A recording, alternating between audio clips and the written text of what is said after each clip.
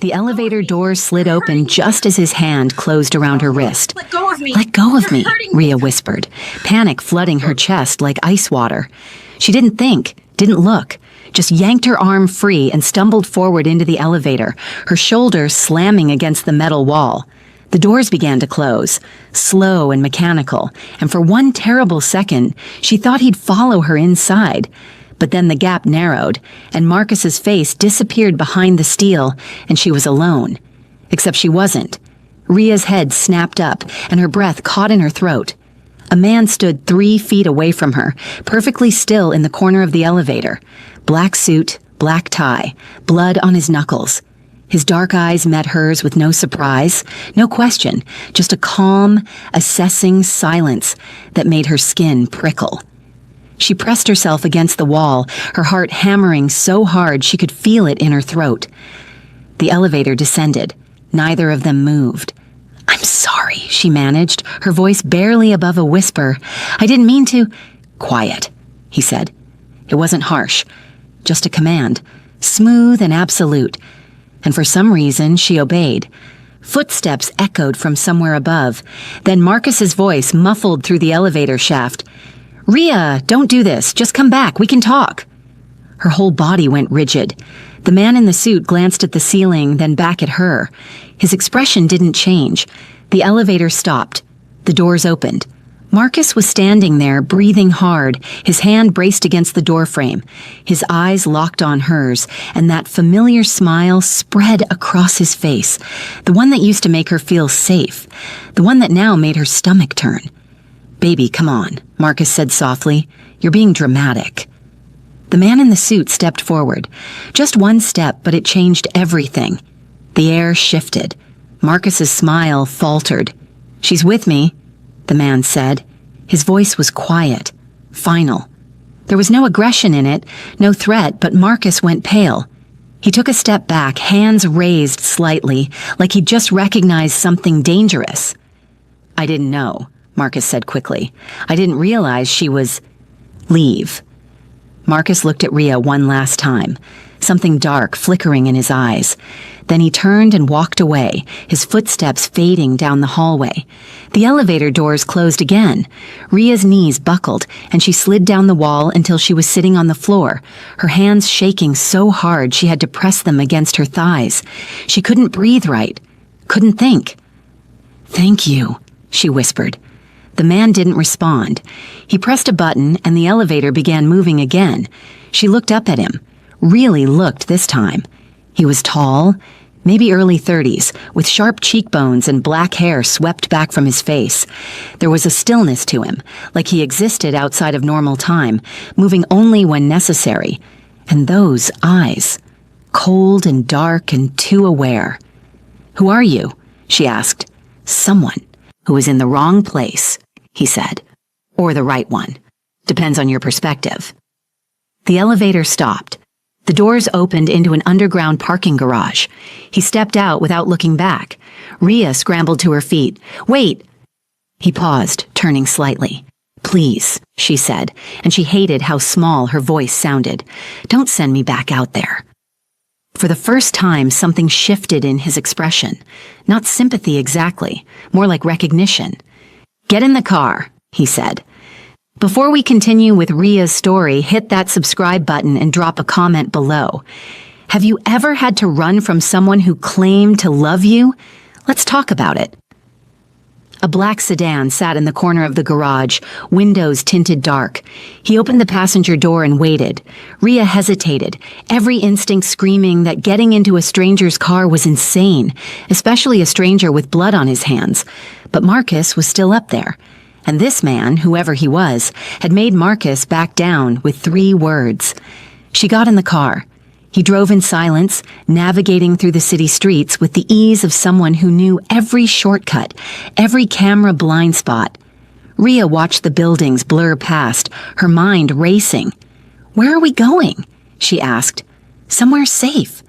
"That's not an answer. It's the only one I'm giving right now." She pressed her lips together, frustration cutting through the fear. "I need to know who you are. I need to understand what just happened back there." "My name is Kim Yoo-jun," he said. And what happened back there is I stopped a man from taking something that didn't belong to him. I'm not a thing. No, he agreed. You're not.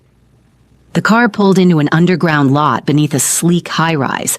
He parked and got out, and after a moment, she followed. They took a private elevator up, his hand hovering over the button panel before he pressed the one marked with a simple dash, no number. The kind of floor that wasn't supposed to exist. The elevator opened into a penthouse apartment. Floor-to-ceiling windows overlooked the city, lights glittering like scattered diamonds. The furniture was minimal, expensive, impersonal. It felt less like a home and more like a hotel room for someone who never stayed long enough to leave a mark. Eugene shrugged off his jacket and draped it over a chair. Rhea noticed the blood on his knuckles again, already drying to a dark rust color. "Are you hurt?" she asked before she could stop herself. He glanced at his hand like he'd forgotten about it. "No." "Then whose blood is that?" "Someone who made a poor decision." A chill ran down her spine. She wrapped her arms around herself, suddenly very aware that she was alone with a man she didn't know, in a place no one knew about. I should go. Where? The question hung in the air. Where would she go? Back to her apartment, where Marcus had the key. Back to her office, where he knew her schedule. Back to any of the places he'd already found. Her a dozen times before? "I don't know," she whispered. Eugene walked to the kitchen and poured 2 glasses of water. He set one on the counter in front of her. "Sit," he said. "You're shaking." She was. Her whole body was trembling like she'd been standing in the cold for hours. She sank onto one of the bar stools and wrapped her hands around the glass, letting the coolness ground her. "Why did he leave when you told him to?" she asked. "Because he recognized what I am." "And what's that?" Eugene's eyes met hers, and for the first time, she saw something almost like honesty there. "Someone you should run from." Rhea spent that first night on the couch, fully dressed, unable to sleep. Eugene had disappeared into another room without a word, leaving her alone with her thoughts and the city lights blinking through the windows. Every time she closed her eyes, she saw Marcus's face in the elevator doorway, that smile that had once meant comfort and now only meant control. When morning came, she found Eugene in the kitchen, making coffee. He'd changed into a fresh shirt, charcoal gray and perfectly pressed. The blood was gone from his hands. "I need to go to work," Rhea said. He glanced at her. "Do you?" "Yes.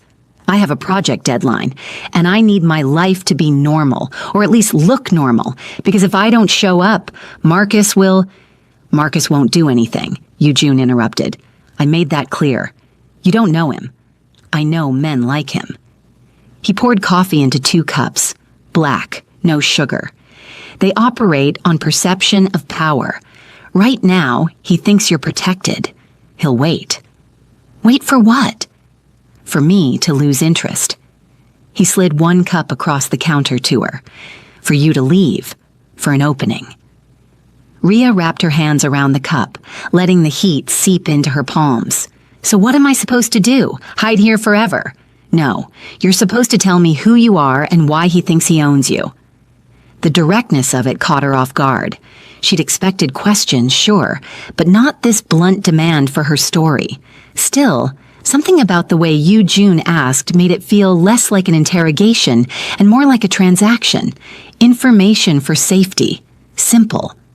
"My name is Rhea Song," she said. "I'm a junior architect at Morrison & Lee, and Marcus doesn't think he owns me. He just thinks he's the only reason I exist." Eugene leaned against the counter, waiting. "I met him 3 years ago," Rhea continued, the words coming out flat and rehearsed, like she'd told this story to herself 100 times. "I was broke, trying to finish my degree, working 2 jobs and still couldn't make rent. My mom was black, my dad was Korean. He died when I was 6, and after that, his family stopped talking to us. My mom did her best, but we moved a lot. Shelters, relatives' places, cheap motels. I never had a space that felt mine." She took a sip of coffee, bitter and strong. "When I met Marcus, he seemed like everything I needed. Stable, reliable. He helped me with rent, co-signed my apartment, got me an interview at the firm where I work now, and for a while it was good. I thought I was lucky. When did it change? Eugene asked. Slowly. So slowly I didn't notice until I was already trapped. Ria's voice dropped. First, he wanted to manage my money because I was bad with budgets. Then he didn't like my friends because they were distracting me from my career. Then he needed to know where I was because he worried about me. Every boundary I tried to set, he found a way around. And the worst part? He never yelled, never hit me, just made me feel like I owed him everything. Debt, Eugene said quietly. The cleanest cage. Ria looked at him, startled. Yeah, exactly that. So why run now? Because yesterday, he told me he'd talked to my boss, told him we were getting married, that I'd probably want to go part-time after the wedding, maybe start a family soon. Her hands tightened around the cup. I never said yes to any of that, but he was already building the cage smaller, and I realized if I didn't leave right then, I never would. Silence settled between them, heavy but not uncomfortable. Eugene studied her with those dark, unreadable eyes. You design buildings, he said finally. It wasn't a question, but she nodded anyway. Adaptive reuse. I take broken structures and turn them into something livable, buildings people have given up on. Why? Because broken doesn't mean worthless, she said. It just means someone has to see what it could be instead of what it is. Something flickered across Eugene's face, too quick to read. He set his cup down. I have a business meeting. You'll stay here. I can't just hide. You're not hiding. You're giving him time to make a mistake. He grabbed his jacket from the back of a chair. There's food in the kitchen. The doors lock from the inside. Don't open them for anyone. Eugene, she said, and he paused at the door. Why are you helping me? He didn't turn around. I'm not helping you. I'm keeping you out of the way. Then he was gone.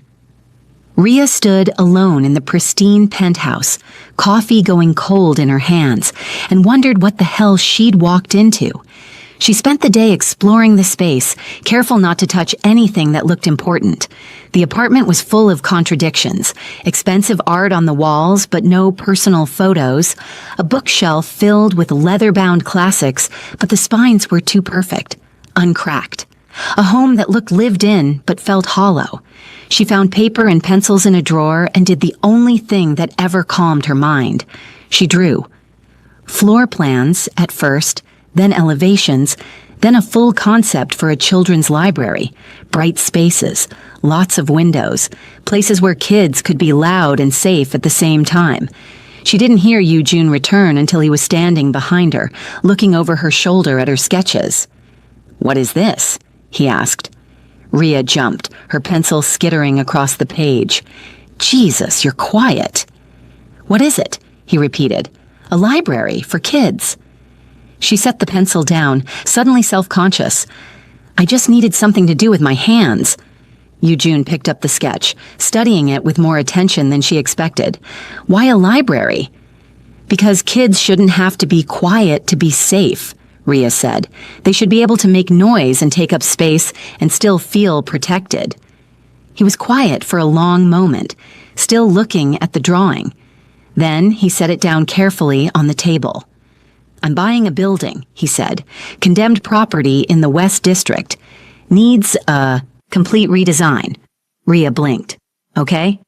I want you to look at it. I'm a junior architect. I don't do commercial projects." "You do now." He pulled out his phone and showed her photos of a 6-story brick structure, windows boarded up, graffiti covering the ground floor. "Give me a proposal. What would you do with it?" She stared at the screen, her mind already racing through possibilities. Load-bearing walls, natural light, zoning restrictions. "Why?" "Because I'm curious," Eugene said, "and because you need something to do besides waiting." Ria took the phone from his hand, zooming in on the building's facade. Her fingers itched for her drafting tools. "I'd need measurements, access to the interior, permits, and I'll get you whatever you need." She looked up at him, searching his face for the angle, the trap. But all she saw was that same calm assessment, like he was watching a chess game only he could see. "Okay," she said finally. "I'll do it." Yoo-jun nodded once, then headed toward his room. He paused at the doorway. "Rhea," he said, and it was the first time he'd used her name. "Don't trust me, but don't run from me either." Then he was gone, and she was left holding his phone, staring at a broken building and wondering which one of them was more damaged. 3 days later, Rhea stood inside the condemned building with a flashlight, a measuring tape, and a growing sense of possibility. Yoo-jun had delivered on his promise. She had access, she had the original blueprints, and she had freedom to explore every floor without question. The building was a disaster. Water damage on the 4th floor, structural concerns on the 2nd, outdated electrical throughout. But the bones were good. High ceilings, large windows, original brick that just needed cleaning. She could see it already. Mixed income housing, ground floor community space, something that would serve the neighborhood instead of displacing it. "You've been here for 6 hours, Yoo-jun's voice came from behind her. Rhea didn't jump this time. She was getting used to his silent approaches. "The load-bearing walls are solid. If we reinforce here and here, we can open up the ground floor completely. Natural light, accessible entrance, space for a community center or cafe." "A cafe," he repeated, something almost like amusement in his voice. "Or a community center, whatever serves the neighborhood best." She turned to face him, holding up her tablet covered in notes and sketches. "This building can be something that actually helps people, not just another luxury development that prices everyone out. That's not profitable. It's sustainable, and it won't get you investigated." She pulled up her calculations. Mixed income housing qualifies for tax incentives. Community space builds goodwill. And if you're trying to clean money, this is a much better front than whatever you usually do. Yoo-jun's eyebrow lifted slightly. "You think you know what I do?" "I know you're not a venture capitalist," Rhea said. "I know people are afraid of you. I know you move through the city like you own parts of it. And I know that blood on your knuckles wasn't from a business meeting. And yet you're still here." "Because you haven't lied to me," she said. "Marcus lied every day and called it love. You don't pretend to be something you're not." Silence stretched between them, broken only by the distant sound of traffic outside. Yoo-jun stepped closer, taking the tablet from her hands and scrolling through her designs. His men had been skeptical when he'd brought her to the site. She'd heard them muttering in Korean, words she half understood from her father's language, the one her mother had tried to teach her before the memories became too painful. Words like waste and distraction and liability. But Yoo-jun had shut them down with a single look. "Use her plan," he said now, handing the tablet back. "All of it." Rhea's breath caught. "You're serious?" "I don't joke about business.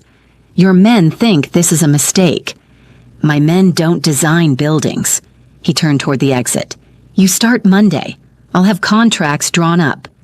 "Yoo-jun, wait." She caught his arm, then immediately let go, aware of the boundary she'd just crossed. "Why are you doing this?" He looked at her hand, then at her face. "You asked me once why I helped you. I said I didn't. That was true. But keeping you here, giving you this project, that's not about business." "Then what is it about?" "I haven't decided yet," he said, and left her standing in the empty building with her plans and her racing heart. The next 2 weeks blurred together. Rhea threw herself into the project with an intensity that surprised even her. She worked 18-hour days, coordinating with contractors, arguing with Yoo-jun's men about material choices, fighting for every detail that would make the building something special instead of just functional. Yoo-jun watched. He didn't interfere, didn't override her decisions, just observed from the margins like he was studying something he didn't quite understand. Sometimes she'd look up from her drafting table, the one he'd had delivered to the penthouse, and find him reading nearby. Not working, just present. "Don't you have criminal empire things to do?" she asked one night, exhausted and punchy from too much coffee. "I'm doing them." "Reading a book is crime?" "Managing assets is." He turned a page. You're an asset now. Romantic, she said dryly. I didn't say it was. But something had shifted between them, small things. He started asking about her work, actually listening to her explanations of load ratios and zoning codes. She started noticing things about him, the way he took his coffee black at 6 a.m. but added sugar at midnight, how he switched between English and Korean depending on who he was talking to, his voice changing pitch and rhythm, the scar on his left hand that he never explained. One night, she couldn't sleep. She found him on the balcony, smoking a cigarette and staring at the city lights. I didn't know you smoked, she said. I don't, usually. He took a drag, exhaled slowly. Bad habit from when I was younger. Rhea leaned against the railing beside him, keeping a careful distance. How old were you when you got into this life? 16. That's young. Old enough. He stubbed out the cigarette. My family was killed in a territorial dispute. The men who raised me after taught me that trust is a liability and control is survival. Do you believe that? I did, he said, for a long time. And now? Yoojun turned to look at her, and the intensity in his eyes made her breath catch. Now you're in my home, redesigning my property and asking questions no one else would dare ask. So I'm questioning everything I thought I knew about control. The air between them felt electric, charged with something Rhea couldn't name.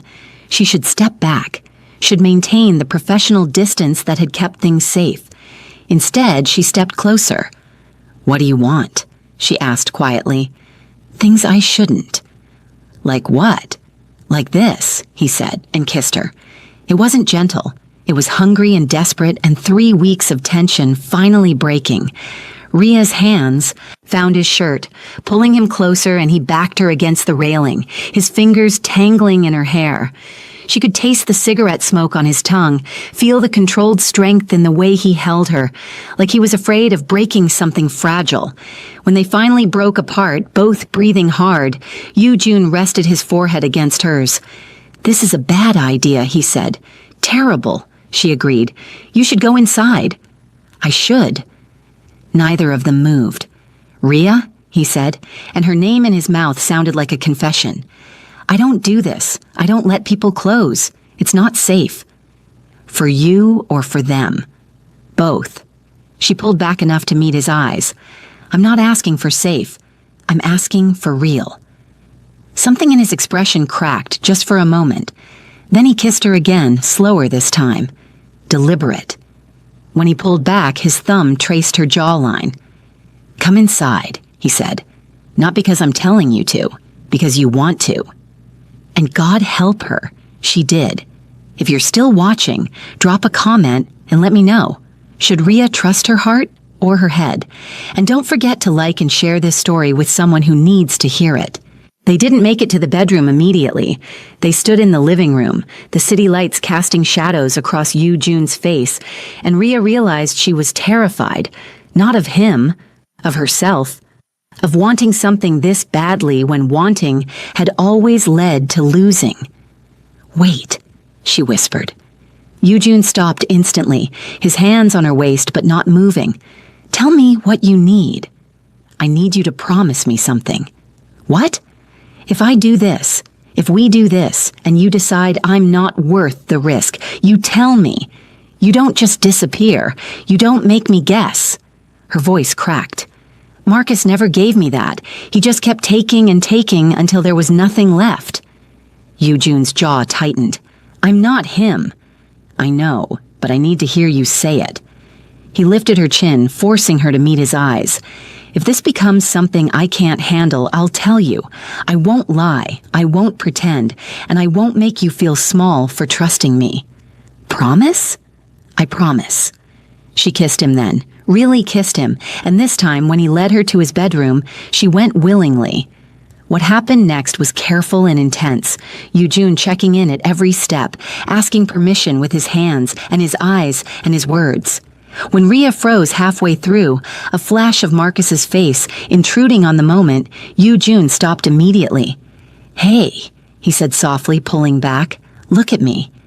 I'm sorry, she whispered, hating the tears that pricked her eyes. I want this. Don't apologize. He brushed her hair back from her face. We stop. Right now. It's okay. I don't want to stop. Then we go slower, or we stop completely. Your choice. Rhea took a shaking breath, grounding herself in the present, in Yoo-Jun's patient eyes, in the way he waited without pressure, without judgment. Slower, she said. I want slower. And he gave her that, took his time, let her lead when she needed to, followed when she wanted him to.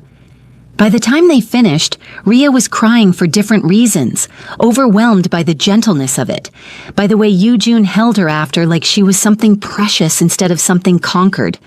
You okay? He asked, his thumb wiping away her tears. Yeah, she said and meant it.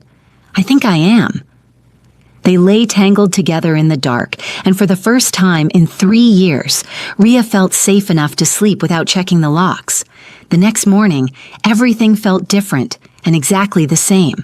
Yoo-Jun made coffee. Rhea reviewed blueprints, but now there were small touches. His hand on the small of her back as he passed, her fingers grazing his arm when she reached for her cup. A new language they were learning together. I have a meeting tonight, Yoo-Jun said over breakfast. Business, the kind you shouldn't be around for. Okay, Rhea said, understanding what he wasn't saying. I'll work on the permit applications. He nodded, but something in his expression was troubled. Rhea, there are parts of my life I can't change. Things I do that aren't... I know, she interrupted.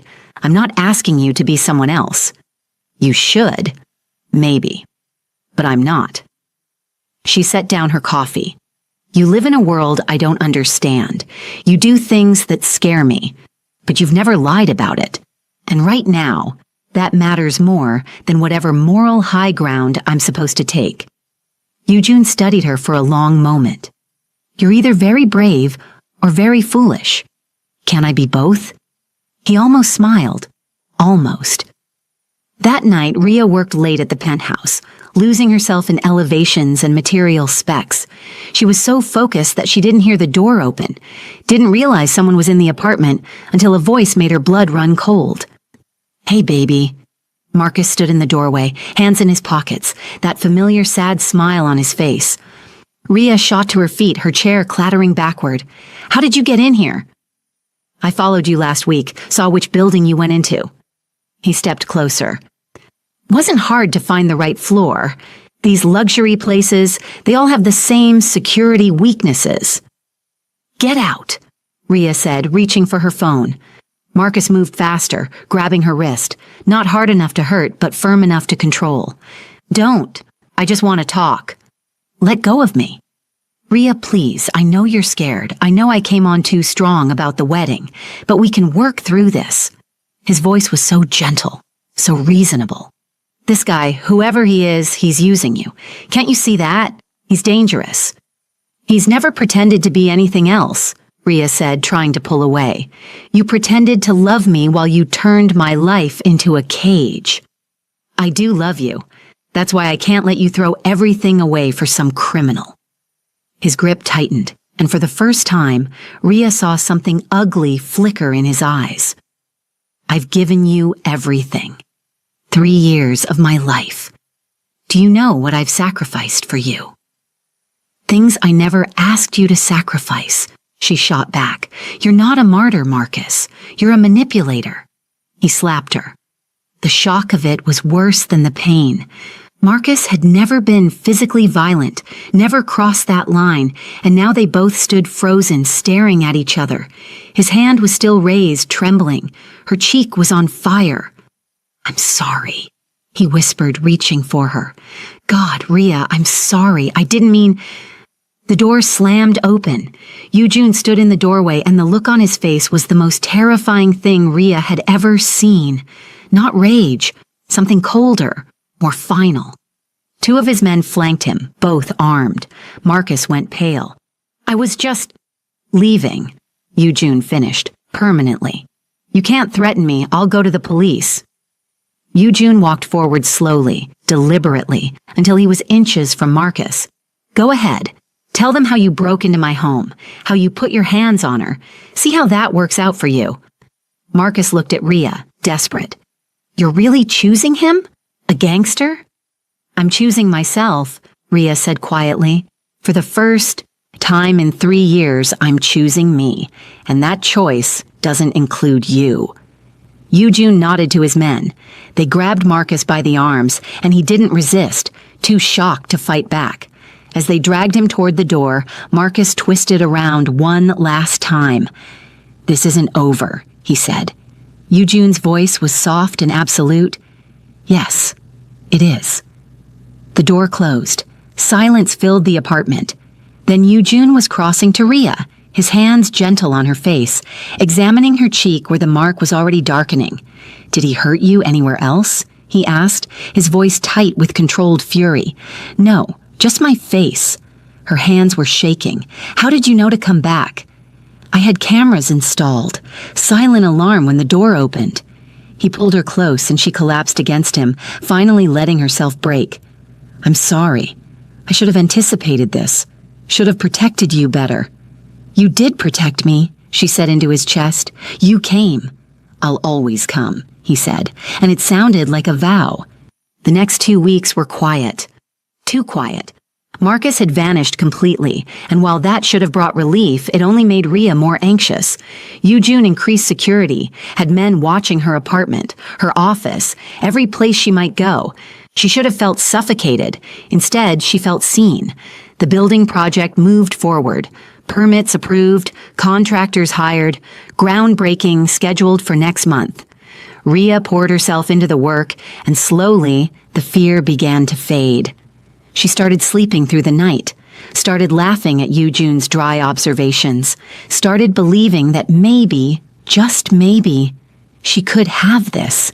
Safety and passion and a life that was actually hers. Then Eugene's second-in-command, a man named Chen, pulled her aside one afternoon at the construction site. "You need to be careful," Chen said in Korean, probably assuming she wouldn't understand. "I am careful," Rhea replied in the same language, watching his eyes widen in surprise. Chen recovered quickly. "With him, I mean. You're making him weak, distracted. In our world, that gets people killed."